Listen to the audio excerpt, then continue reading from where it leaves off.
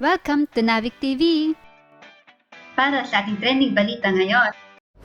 Isa sa mga mainit na usapin sa pag-renew ng prangkisa ng ABS-CBN ay ang PDR o Philippine Depository Receipt. Di umano'y lumabag ang ABS-CBN sa ating saligang batas nang nagbenta ito sa mga banyaga ng PDR. Ayon sa ating saligang batas, and I quote, "The ownership and management of mass media shall be limited to citizens of the Philippines or to corporations, cooperatives, or associations wholly owned and managed by such citizens." Kaya ang tanong ngayon, mayroon bang right ang mga PDR holders to own and participate in the management of ABS-CBN? Wala po, because the management lies and is under the control of the Board of Directors of ABS-CBN Broadcasting Corporation.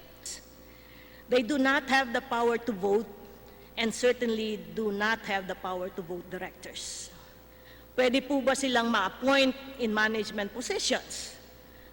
Kung talaga pong qualified, pwede naman pong ma-appoint in management positions.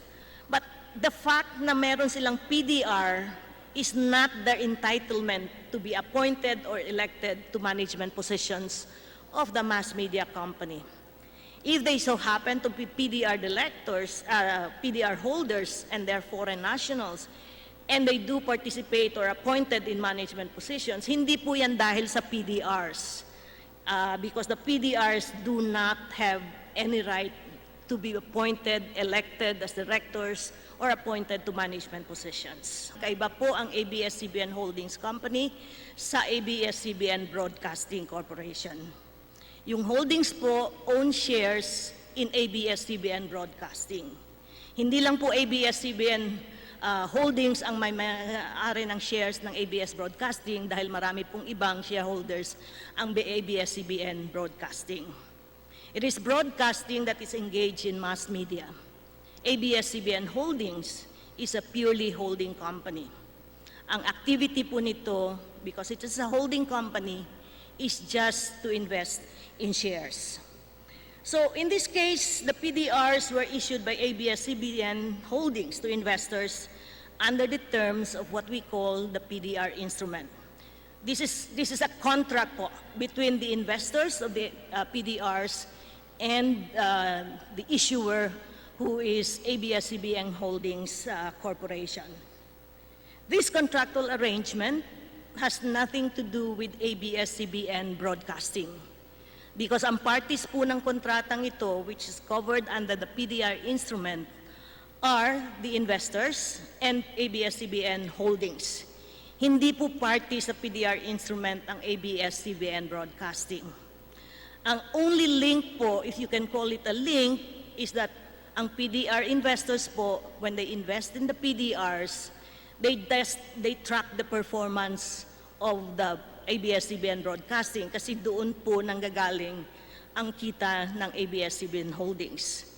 Kung mag-i-invest sila sa PDRs, they have to know kung anong value ng PDRs, and that was dependent on the performance of the underlying shares. Wala pong pakialam ang mga investors sa ownership at sa management ng ABS-CBN Broadcasting Company. PDRs are purely financial instruments. Hindi po siya shares, hindi po siya nakakaboto sa ABS-CBN Broadcasting, at hindi po siya nakakapag-participate sa management ng ABS-CBN Broadcasting. Napakinggan nga natin ang pahayag ni Atty Cynthia Del Castillo, ang abogado ng ABS-CBN.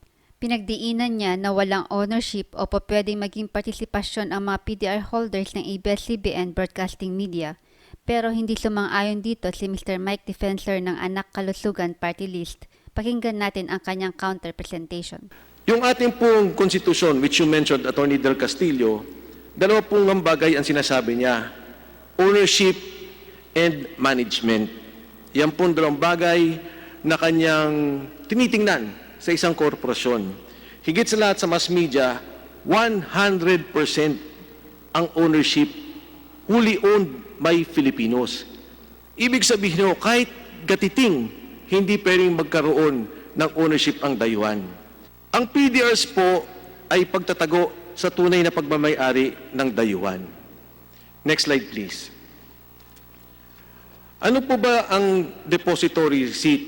Ito po ay negotiable security which represents ownership, interest, and securities of a foreign issuer, typically trading outside its home market. A PDR represents a share in a company which gives the owner the right to all the dividends due and shares of stock acquired. Ang ibig pong sabihin, ang lahat ng kita ng PDR pupunta doon sa may hawak ng PDR. Ang PDR po, ito po yung kinyo pong Philippine Depository Certificate. Ang nakalagay po dito sa inyong Philippine Depository Certificate, one existing share of ABS Broadcasting Corporation is equal to 1 PDR.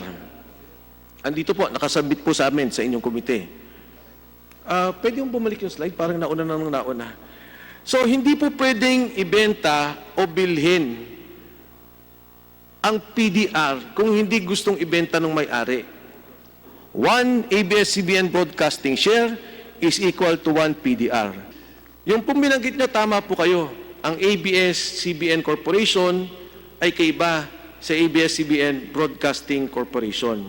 At ang kumpanya po ng ABS-CBN Holdings Corporation ay ang pagbibenta ng PDR.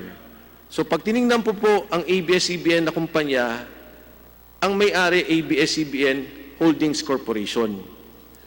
Ang ABS-CBN po maraming layers ng pagmamay-ari.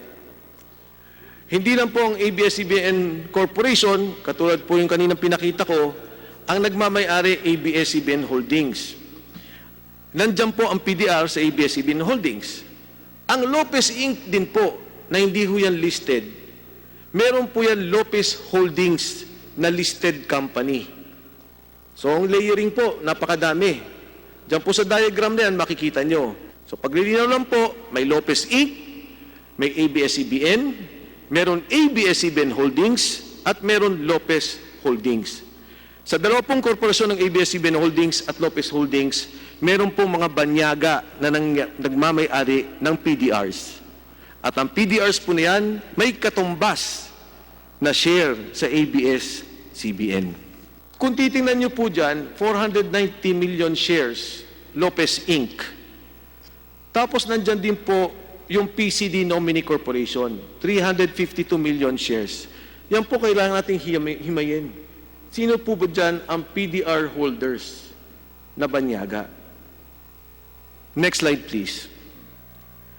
Again, in the Lopez Holdings Corporation, nakalagay po dyan, Lopez Holdings Corporation entered into a memorandum of agreement with Lopez Inc. for the subscription of Philippine Depository receipts to be issued by Lopez Inc., which are common shares of ABS-CBN Corporation. Lopez Holdings Corporation's total investment in the deposit receipts amount to 1.5 billion. Kaya pag pumunta niyo po, Atty Del Castillo, medyo i-debunk ko lang po yung binanggit niyo kanina, there is an actual share in ABS-CBN Corporation. They may not have their names. Wala po sa pangalan nila yung ABS-CBN Corporation share, pero ang bawat PDR ay may katumbas na share sa ABS-CBN Corporation. Next slide, please. Yan po ang sample contract. Pinakita ko na po kanina yan, at muli po, papakita ko yan. Ang existing corporation po ng ABS-CBN Broadcasting, 1 PDR, 1 ABS. Kung iahambing ko po yan sa bahay, meron kang bahay, may titulo. Yung titulo mo, sinabi mo, may papel kang hawak. Ako nagmamay-ari ng 30% ng bahay na yan. Wala kang pangalan sa titulo. Pero batay sa kontratang yon, hindi mabibenta yung bahay. O kung mabenta man, mapupunta sa iyo ang 30%. Pag ang bahay pinarenta ng 1,000, 300 pupunta sa iyo, bawat kita ng bahay na yan. Yan po, sa aking palagay, is a circumvention of our Constitution on ownership. Sa maraming pagkakataon, yan po ay pwede mo nating sabihin anti-dummy. Na merong banyaga, meron siyang kinabitan na korporasyon na Pilipino, pero ang kita, ang pagmamay-ari sa katotohanan kanya. So ito po yung slide ng ABS-CBN One Share, One Stock. Ito po, katulad na banggit ko, ay violation ng ownership. Napakinggan nga po natin ang kanilang pagpapaliwanag ukol sa PDR. Ano po ang inyong palagay dito?